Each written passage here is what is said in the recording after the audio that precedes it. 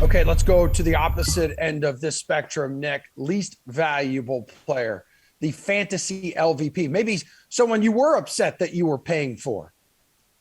I mean, can it be a player from the winning team? Because the way that Jrue Holiday played at times in this series, I think he's the candidate.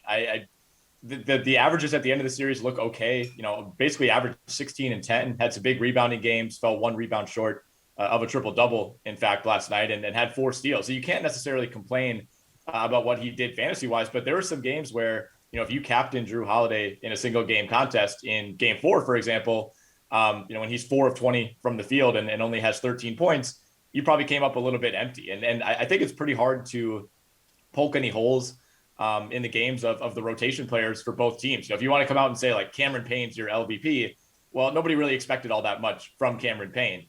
And Jrue Holiday, you know, again, had some big moments in this series, but overall, I mean, sub 40%, well under 40% from the field in these playoffs. You know, started the game 1 of 12 last night. Obviously, the Bucks were able to persevere. Obviously, he gave them a ton of value elsewhere, especially on D. But fantasy-wise, he was a little shaky. All right, who was shaky in your eyes, Kenny? Enough to earn your fantasy LVP.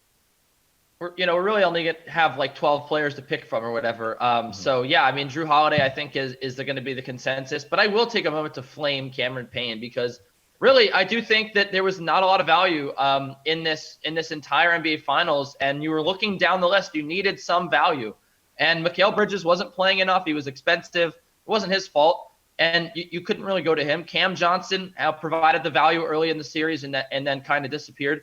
But really, Cameron Payne was never good in this entire NBA Finals. He only played 15 and a half minutes. He scored seven points per game, shot 35% from 3. And I just think that, ultimately a lot of people turned to Cameron Payne with the struggles of Chris Paul. There were the whispers of the wrist injury with Chris Paul. I think that Cameron Payne was, I don't have the ownership numbers in front of me, but he seemed to be a decently popular option in almost every game because people were kind of waiting for that Cameron Payne game, and it never came. So I think that Jrue Holiday here is easily the fantasy LVP, but if I have to pick 2 other guys, maybe Cameron Payne and Cameron Johnson, the 2 Cams, because both of those guys really disappointed in the NBA Finals, and there was just no value without those guys. Who's your pick for LVP? Jules?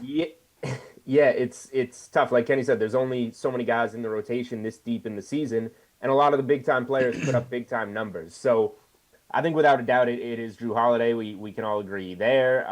Just too many duds as a guy with so much volume, 4 of 19 shooting last night. Still, though, he was was it an assist or a rebound away from a triple-double in that Game 6. So he still found a way to get some numbers. Like Kenny said, campaign, we're stretching a little bit, but yeah, he could have been better. The only other name maybe I'll throw in for third place here is a guy like Brook Lopez that, was good, but he wasn't getting as many minutes. A lot of those minutes were going to Connaughton for the small ball lineup. Could have been a little bit more valuable, but again, nothing egregious. It was Holiday and then maybe those 2 other role players as the second and third place guys.